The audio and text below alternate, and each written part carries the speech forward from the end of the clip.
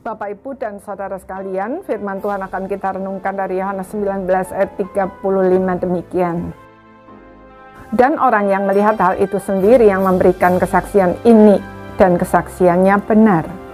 Dan ia tahu bahwa ia mengatakan kebenaran supaya kamu juga percaya.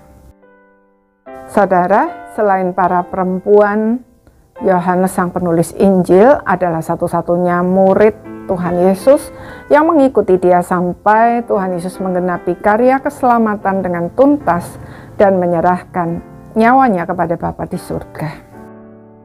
Ia menulis poin-poin penting dalam peristiwa penyaliban yang dilihatnya itu, antara lain, yang pertama, prajurit yang mematahkan kaki kedua penjahat yang disalib di kiri dan kanan Tuhan Yesus tidak mematahkan kaki Tuhan Yesus, sebab ia melihat Tuhan Yesus telah wafat. Memotong kaki adalah usaha untuk mempercepat kematian orang yang disalib, sebab pada saat itu menjelang perayaan Paskah, tidak boleh ada orang yang masih tergantung di atas kayu salib. Yang kedua, ketika lambung Tuhan Yesus ditikam, yang keluar adalah air dan darah. Jika Tuhan Yesus tidak wafat, maka yang keluar pasti hanya darah. Tujuan Yohanes menulis kedua peristiwa tersebut adalah agar kita percaya kepada Tuhan Yesus sebagai penggenap dari seluruh nubuat tentang Mesias di dalam Perjanjian Lama. Itulah sebabnya dia menjelaskan bahwa kedua peristiwa tersebut sudah tertulis dalam kitab suci, maksudnya Perjanjian Lama.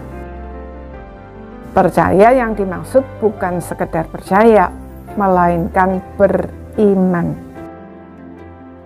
Di dunia ini banyak orang yang mengaku percaya, tetapi hanya sekedar pengakuan secara intelektual bahwa fakta kematian dan kebangkitan Kristus adalah kebenaran yang sungguh-sungguh terjadi di dalam sejarah. Percaya seperti ini bukanlah iman. Yakobus bahkan berkata bahwa percaya seperti itu sama dengan percayanya setan-setan. Yakobus 2 ayat 19. Engkau percaya bahwa hanya ada satu Allah saja, itu baik. Tetapi setan-setan pun juga percaya akan hal itu, dan mereka gemetar. Apalagi mereka yang walaupun percaya bahwa Tuhan Yesus telah mati disalibkan, tetapi tidak percaya bahwa dia telah bangkit secara fisik. Lebih jauh lagi dari iman adalah mereka yang tidak percaya baik kematian maupun kebangkitan Tuhan Yesus.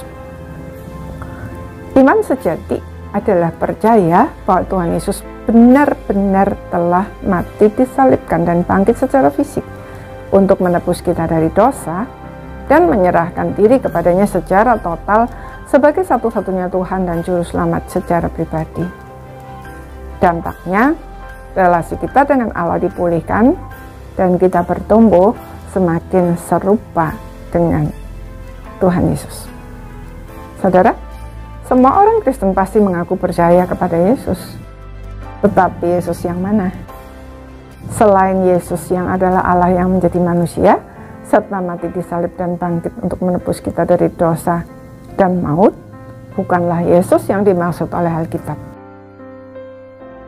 Kalaupun kita percaya Tuhan Yesus seperti yang dikatakan Alkitab, benarkah kita adalah orang beriman?